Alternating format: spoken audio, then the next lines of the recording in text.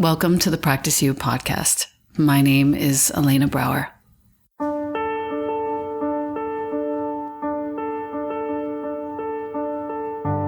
Together, we'll explore and enjoy content and conversations around mastering transitions in our relations, our wellness, our careers, our families, and especially in our missions and visions. You are invited to learn and love and listen with me. Welcome to Practice You.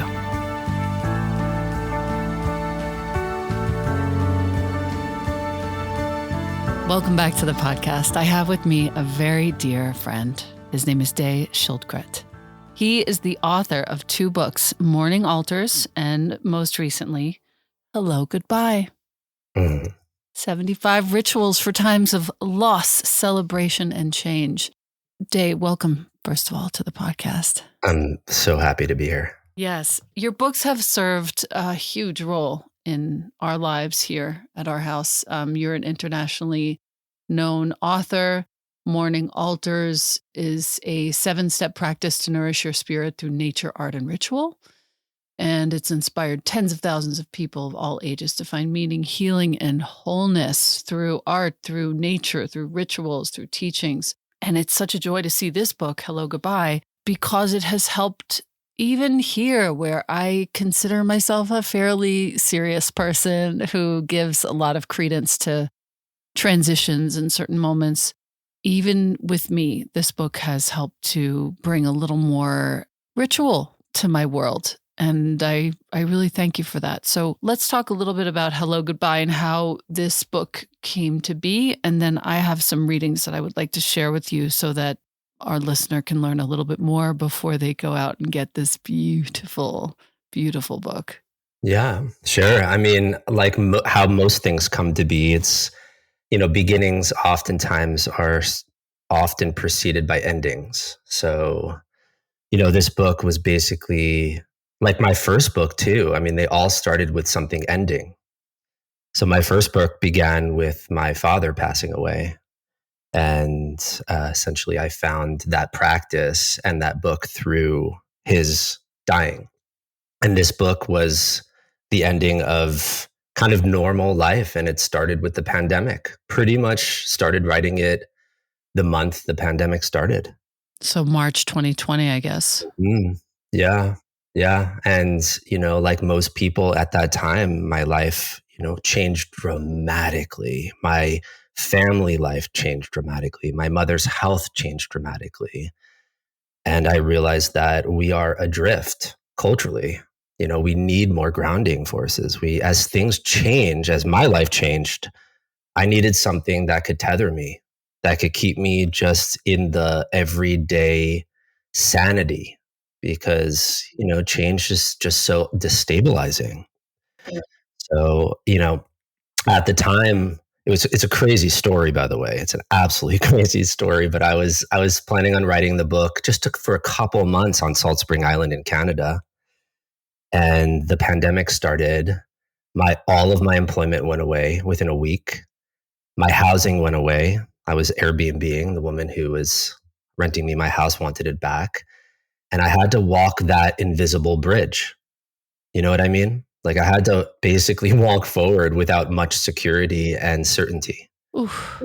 And I'll tell you what stabilized me at the time was such a simple ritual of going to visit the sea every morning.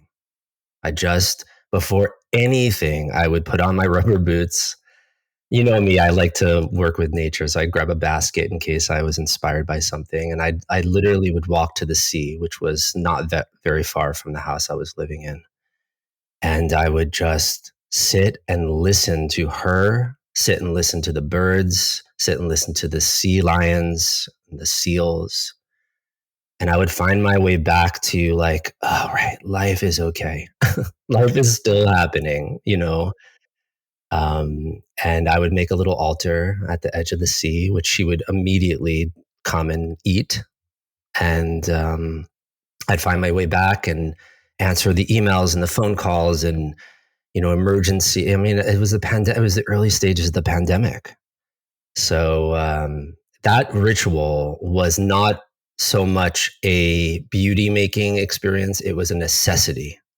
It was like, I've got to do this every day to keep sane and to remember what's important, to remember what's important. And that's really the essence of ritual, is it helps us to remember, because being human, and being human right now, it's so easy to forget.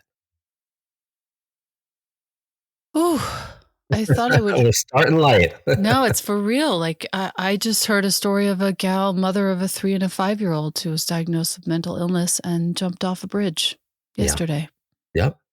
It is real. It is real. Ooh, I thought I would read the second, third paragraph from the foreword that you asked me to write for this book. All right, you wrote the forward. I know. I'm so happy about it. I am too. But I thought I might read it for our listener, Yes. who might get a little bit of grounding into the book from here. Where am I? Who am I? Who are you? What do I do now? What was isn't any longer. Someone left, someone arrived, something broke, something repaired, life changed. Now, what can you do to mark this moment and find yourself again, to recognize that this is no longer that? Yeah. I'll just read just a couple more sentences. You and I are asking these questions now more than ever. What can we do to mark the often unspoken moments our society urges us to ignore? Are we to simply pass them by, glossing over and moving on from the miscarriage, the breakup, the coming out, the move, the loss of a loved one, the healing of an illness? What about when we find a new love, a nourishing friendship, a job, a surge of creativity? Instead of muscling our way through difficulty or numbing ourselves when things feel fantastic, what might help us pay attention and grant appropriate significance to these thresholds? How can we note these moments, learn from what's arduous, and honor holiness? And I think that really does encapsulate this beautiful book, Hello, Goodbye. What I was inspired to move toward is the letting go chapter, rituals for letting go. Well, I'll tell you, today is you're saying that on a very, I mean, it's kind of wild that we're speaking today. Mm. Because five years ago today, my beloved dog died. Oh, And so it's her 5-year anniversary right now. And I'm looking on my altar right to my left, and there is her leash on the altar. And I actually put this little ritual in the book. There's a chapter called Loss of a Pet.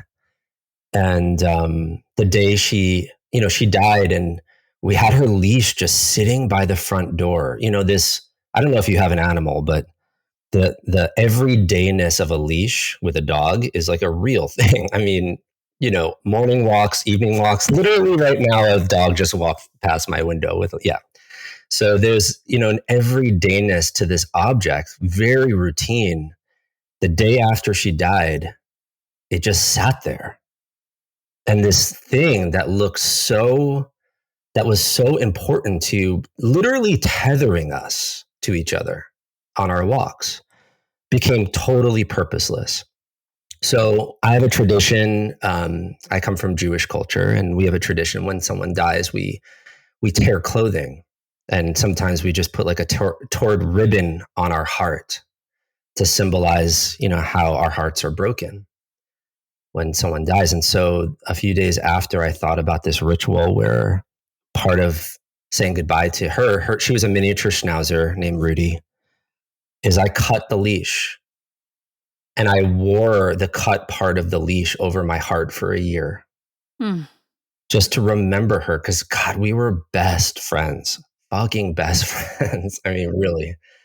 And her loss was really like it's family. It's like that kind of loss. And I got to remember her whenever I put on my coat. She was there, and it also served as a conversation starter. People would say, like, what's on your heart? And I get to talk about her. And so this little ritual that was so simple, I mean, I just cut this thing.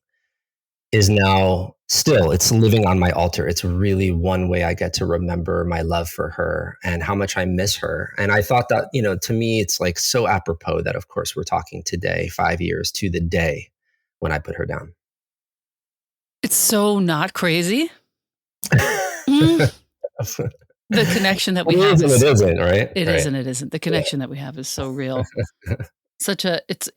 You know what you feel like to me? You feel like a friend from grade school. Thank you. Yeah. That's a high compliment.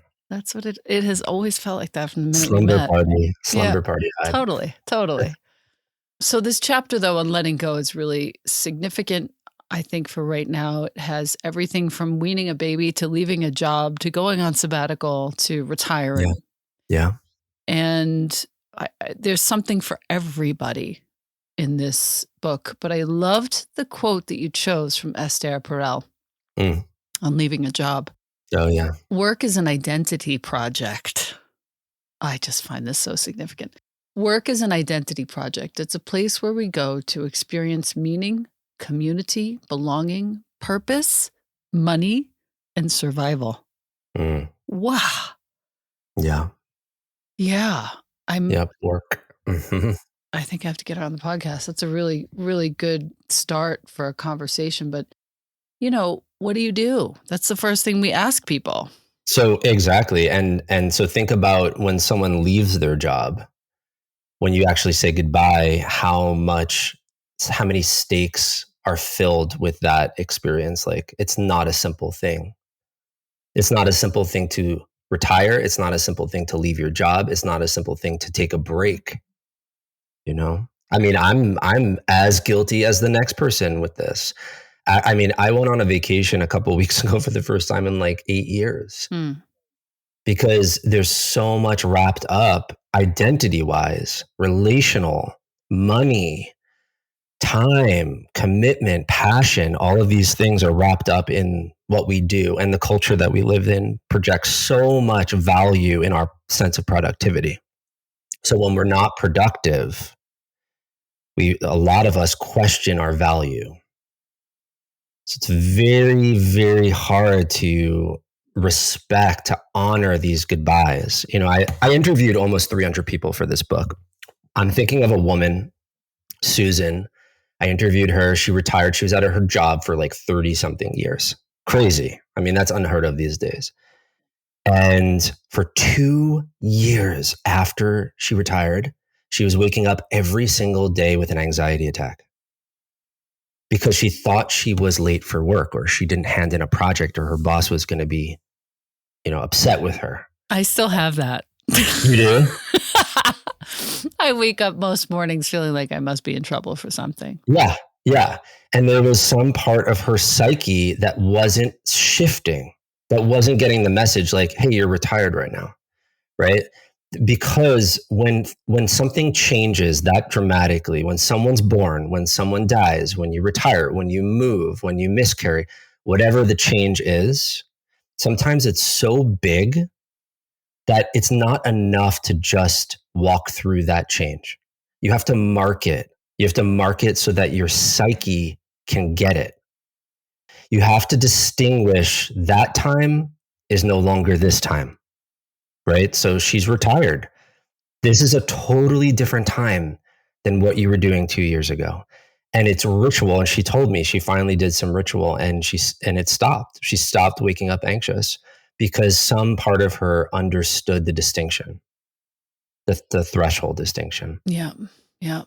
It's so beautiful. There's a really nice ritual for the sabbatical moment too. If you are taking a sabbatical, even for leaving a job or dissolving a business, which I think is relevant for right now. So I'm just going to quickly mention, we're on page 145. Write the eulogy, state when the business was born, what it accomplished, how it grew, who it helped, and when it died.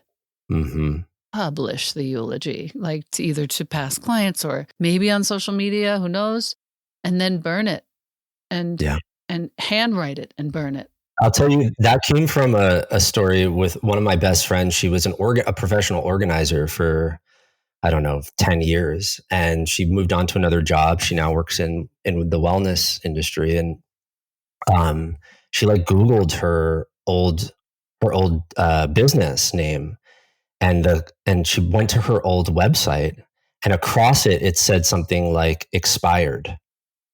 And she was like, "Oh, fuck, this is a death." And I didn't put it down.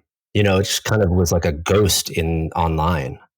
And she came to me and she said, "What do I do? Like, I don't do this anymore. I don't have these clients. This is not an important website, but I can't just put this, I can't just like delete it. This was years of hard work, years and years of laboring with clients. Like, I need to do something to mark that this is over, that this chapter is over." So that's where that ritual came from, is the writing the eulogy. I also love the work that you have with teens. Yeah, I love teenagers so much. Oh my God, it's my favorite. I thought I was going to hate it. I was freaking out. Oh my God, I'm going to have a teenager. And now he's a teenager and he's my favorite They're person. the best. They're truth tellers. They're risk takers. They wear their hearts on their sleeve. They're willing. If you speak honestly to them, they answer you honestly. Yeah, I taught teenagers around a fire for 12 years, every Tuesday night. Wait, tell me more. Oh, I had a class called the Fire Circle. I would gather 25 teenagers around a fire every Tuesday night for 12 years. What? Mm-hmm. Sit at the edge of a forest, and we would just ask really intense questions together. And then they would just both witness each other. They'd witness me. They'd sit around the fire. They'd be in the presence of mystery. It was a life-changing experience. I mean, we'd ask questions like, why am I angry all the time? Or why are so many of my friends on pharmaceuticals? Or what does it mean to fall in love with someone? Like, questions that they're asking, but they have no place to ask those questions. So I brought them to the thing that our ancestors brought our teenagers to for thousands of years: fire. And what's crazy? Of course, crazy not crazy is I just went out for dinner 2 nights ago with a student who I taught when he was 13, 14, and now he's 28. And we went out for dinner 2 nights ago. I haven't seen him in years. And he told me how that fire circle is still rippling out in his world. I mean, so amazing when we show up to our youth like that. And there's a chapter in the book on puberty, and honestly, it's like one of my favorite chapters because I'm devoted to teenagers. It's the one I marked. It's page 240 for our listener. And it starts with this Khalil Gibran quote, which I already have tears in my eyes thinking about reading it. Your children are not your children. They are the sons and daughters of life's longing for itself. They come through you, but not from you. And though they are with you, they belong not to you. So, That's the ultimate heartbreak for a mother, by the way. it is and it isn't. Yeah. I want to say to the parent of a teen who might be listening, or the mentor of a teen who might be listening, and we're going to talk about the edge ritual in a moment because I'm transfixed by it. I every day am finding myself having to pivot away in these minuscule, microscopic measurements Yeah. away from my child. Mm-hmm. And it has done nothing but good for him, for his feeling of independence, for his sense of capacity, capability, and for his willingness to just tell me the truth about things. Yeah. I get the truth and I accept him fully, and I barely stop him from doing things because it feels to me like if I would have had that, I think things would have been quite a bit different for me. Same. Yeah. Oh my God, same. Yeah. So I give him a lot of space and latitude and leeway. And by the way, right word, pivot. That's the perfect word because that's exactly what you're doing. It's a gentle, and if you, like, I'm picturing myself standing facing 12 o'clock on the clock. Mm-hmm. And then I'm moving to 11:59 and a half, Yeah. and then to 11:59. And this happens like on the daily. Mhm. He feels it, and every now and again, and he's now 6'1", by the way. Mm. When you saw I think you saw him when I saw you, and he was Much, like, much smaller. yeah, Yeah. 3 feet tall, Mhm. 4 feet tall. Oh, yeah. That just happened to my best friend. Her son's foot went from, like, an 8 to, like, a 14. Oh my god. Yeah. He's a beast. Beast. But every now and again, and I think it's a result of me letting him be who he is and not giving him a hard time pretty much ever, except for every now and again, I have to have him just be like, yo, pick up your room, please. Yeah. It Mhm. matters. He'll come and he'll smash his face into my eye socket the way that he used to for like 1, 2, 3, 4 seconds. Oh my god, it is the best, and I pretend like it's no big fucking deal. Like, "Oh, no big deal, whatever." But to me, it's like that bit that what's her name, the comedian did about having a teenager, and, like, it almost feels like you're meeting somebody you really like for the first time, and they, like their finger brushes against you, and you're just like, "Ah, they like me," you know? Yep. Oh god, it just brings a tear to my eye. In any case, the edge ritual is on page 247 of the Well, book. set it up because I think I just wanna say there's 3 rituals in that chapter, and the edge ritual is really speaking to a teenager's need to experience the edge of things, not with their parents, because your job as a parent is really to protect them and keep them safe.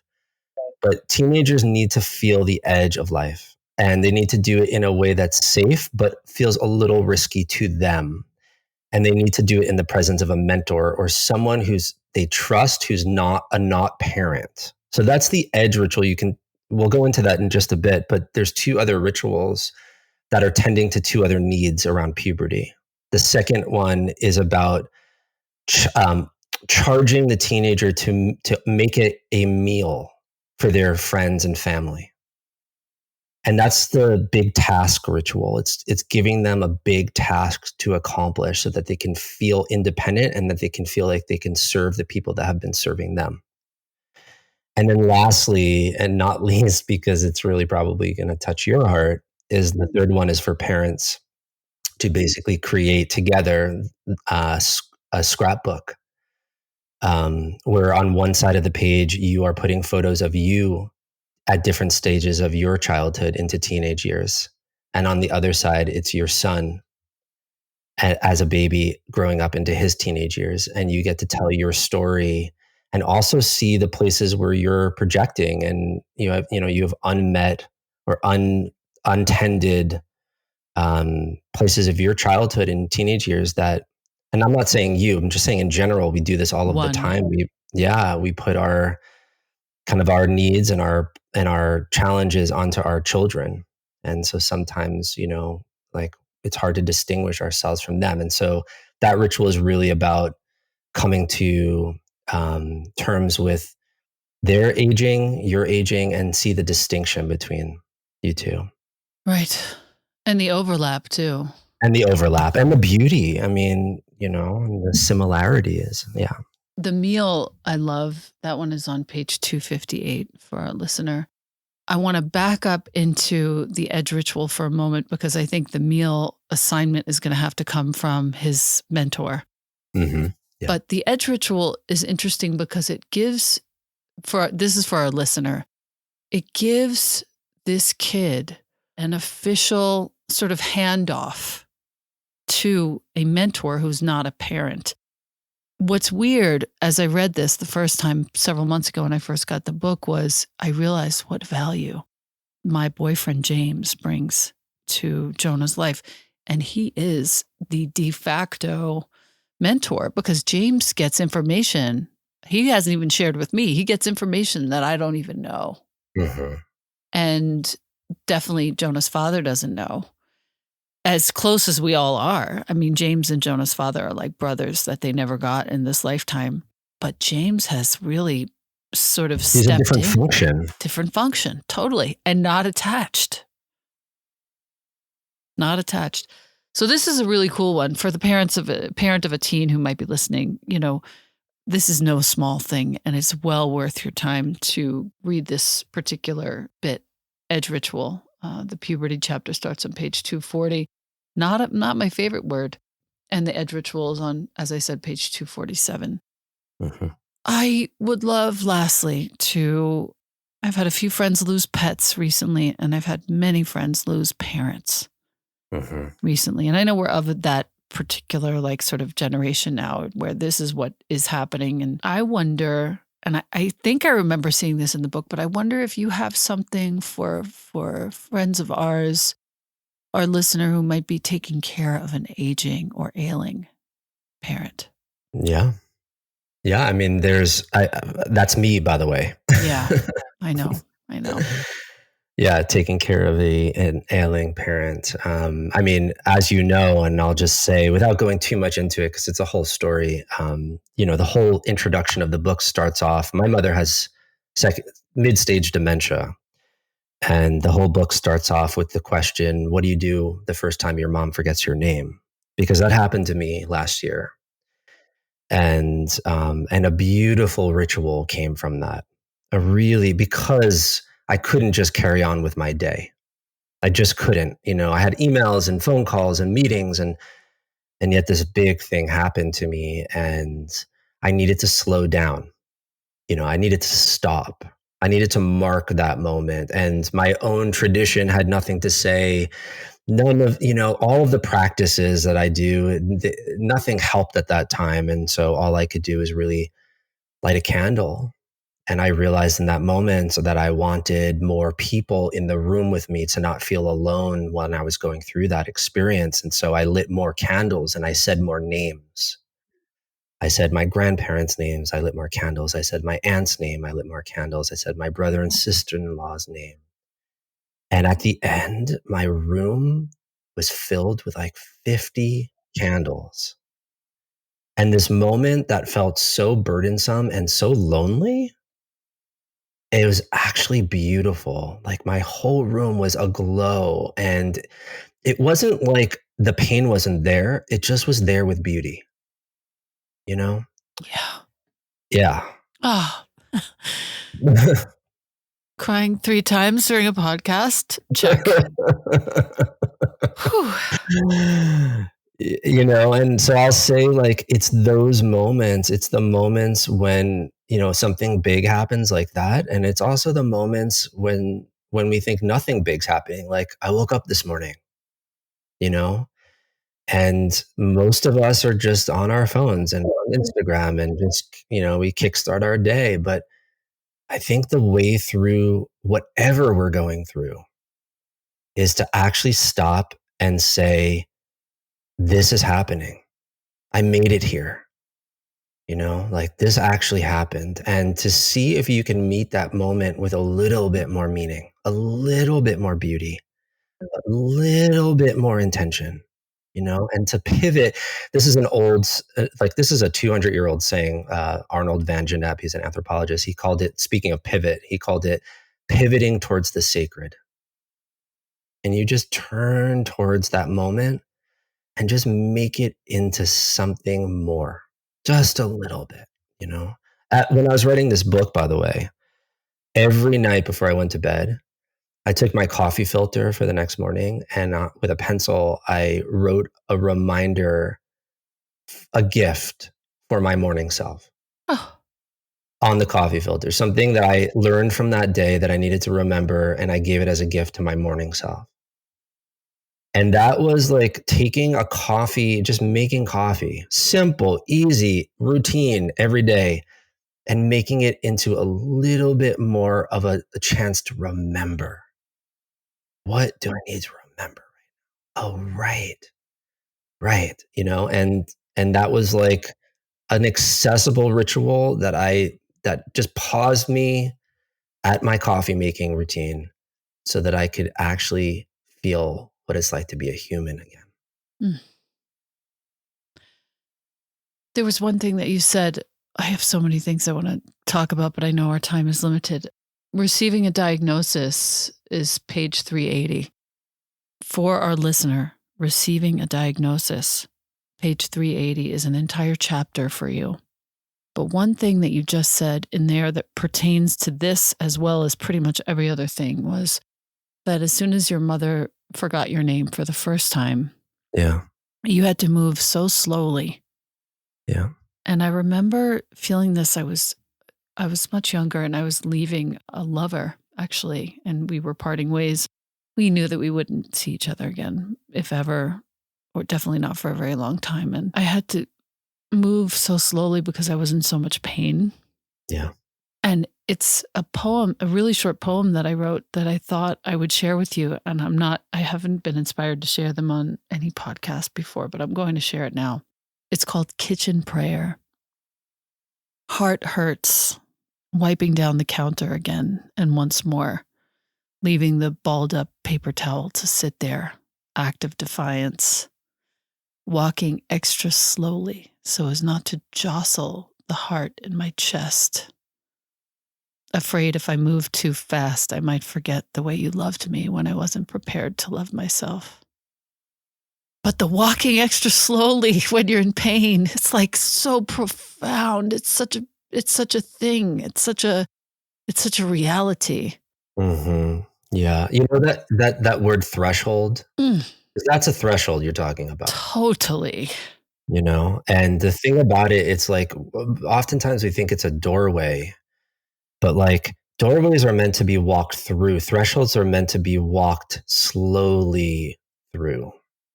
They're meant to be adorned and made into something meaningful and even paused at. There's things to do at a threshold. It's not just a thing to walk through. As you're saying, like some part of you needed to walk slow through that time. Mhm, mhm. You know, it was too much to just pass through it like nothing really happened. This person changed you. I mean, that's your poem. Like that's what I heard from that is that person was incredibly meaningful to you. And therefore the ending had to be meaningful, Yeah. right? So you have to make meaning with the ending. It can't just, our culture is so obsessed with beginnings. I get it. It's fun, it's pretty, it's joyful. But we also have to learn how to make endings more beautiful, more meaningful. So, and you did your poem, by the way, beautiful. And you made that ending into more beauty with that poem. Page 381. We're still in receiving a diagnosis, and I wanted to read this for our listener because I think it brings us very solidly into the value here. These moments reveal the fundamental uncertainty that has always underwritten your entire life. You only thought your body was reliable. You only believed you had control. You had only gotten used to having choices. Now this diagnosis draws the curtain back, revealing what the Buddhist nun Pema Chodron calls, quote, the groundlessness of our situation. The free fall from realizing that nothing was ever secure or guaranteed in the first place. That control was just an illusion. So how do you stand up when there's nothing to stand on? And you go on to say that ritual can offer ground in the groundlessness, not necessarily to return to the delusion of safety, but to be able to recognize what is changing and to attempt to make sense of it. Yeah. Yeah. Sometimes that threshold is so intense that it doesn't make any sense. And I'm talking personally and also collectively, by the way. I mean, we're going through a major collective threshold too. Like the pandemic, for instance. But sometimes the threshold is so big that it doesn't make any sense. I'm thinking of a woman I interviewed, her and her husband in love, married for years, about to have trying to have a baby. Every day he would go on a bike ride. She'd make him coffee when he gets back. And one time he went on a bike ride, hit a rock, flipped over, broke his neck, became a paraplegic. No. Yeah. And their life changed completely dramatically. Like their finances changed, her sense of privacy changed, her sense of children, she couldn't have a baby. I mean, everything in 1 second changed. And it was so big that she was having trouble making any sense of her life anymore. You know what I mean? It was just enormous. And this woman had her little ritual chops. She actually like it was amazing what she told me. She said on the anniversary of him becoming a paraplegic, she asked two of her closest friends, "Will you come with me to do a little ritual?" And they said, "Of course." And she brought them to the rock that made him into a paraplegic. And she did a bunch of rituals, one of which was throwing things at the rock and getting to express her anger. She was raging that her life changed so much. And then in their presence, she poured water on the rock and she asked for forgiveness and healing. And she got witnessed by her two friends just being in the mess of life, just how it's so unexpected. Things change. Sometimes they change expectedly, and sometimes, like in that case, it changed unexpectedly. And that threshold was too big to cross alone. She needed other people to hold her hand and to say, "We have you. We got you. Do not cross this threshold alone. Let's do it together." And it's not like it. I want to be careful as I'm talking, by the way. I'm not talking about solutions. Rituals are not solutions. They're not like, and therefore she solved her life. That's not what happened. She just got to mark how her life had changed and to try and make a little sense of something that made no sense. That's what it was more akin to. So we have to be careful when we talk about ritual because they're not, problem solvers. Right. There are ways to adorn and make meaning with life, to make life more meaningful, to make life more, to make life make a little bit more sense and understanding. The word adorn is the key word, I think. And that's the one that I want to leave us with because We don't use that word much we anymore. don't use that word. And it's such a good, beautiful, true, and not necessarily beautiful in the sort of traditional sense of beauty. It marks, like, as you said, it puts a highlighter over, it creates meaning. Yeah. Yeah. I mean, adorn, like, and it's such a, like, to adorn a threshold, it's like kind of what we do like around Christmas time, right? Like we take our doors and we put wreaths on them and lights and bells, and we just make those thresholds more beautiful. And I called this book Hello Goodbye because it's those moments where something comes or something goes, when something changes, something breaks, something's healed. You determine what's happening in your life to kind of fill in the blank here, but those moments need adornment. They need more beauty, especially in a world that is ever more in pain. To actually transform the pain into beauty is one of the skills we can have as humans. It's what I'm devoted to in my life, is to transform pain into beauty. And it's something that feeds other people and other generations. To actually say, this is for you. This came from my pain. This came from my life. And now it's more beautiful. And I want to gift it to you. I want to gift it back to life. And there's nothing, to actually find purpose with pain. That's an amazing skill, to actually feel like we don't have to just suffer pain. We can transform it into more beauty that feeds the world. Thank you so much. I really can't thank you enough for this book, for all the learnings that I've experienced in reading it and sharing it. I take pictures of the pages and send them to people. Thank you, I'm darling. just so thankful for you. And thank you again for the honor of writing the foreword as well. Yeah, let's have a slumber party soon. Dude, get over here. Let's go. I got a couch with your name on it, bro. I'm serious. This is Day Schildkret, and his book is called Hello Goodbye. His other book is called Morning Altars. You probably want them both if you have enjoyed his energy during the course of this. And Day, what is the website where our listener can find you? You can go to morningaltars.com, morningaltars.com, or my name, dayschildkret.com. And, speaking of adornment, if you want a little bit more beauty in your life, I put out a lot of art on Instagram. So Morning Altars is the tag, and that's just a joy for me to make. I make a lot of art out of nature and put it out there. I think that's how so many people have found me, is through my art. Mm. I love you. I love you. We talk again soon. Come to Santa Fe, please. I will. I Okay. will. Love you. Take good care. You too.